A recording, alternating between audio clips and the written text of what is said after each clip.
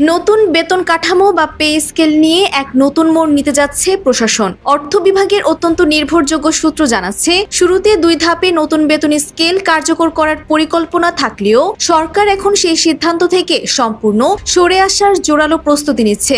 অর্থাৎ 2 ধাপে নয়, বরং এককালীন বা এক ধাপেই পুরো নতুন বেতন কাঠামো বাস্তবায়নের ঘোষণা আসতে পারে খুব শীঘ্রই।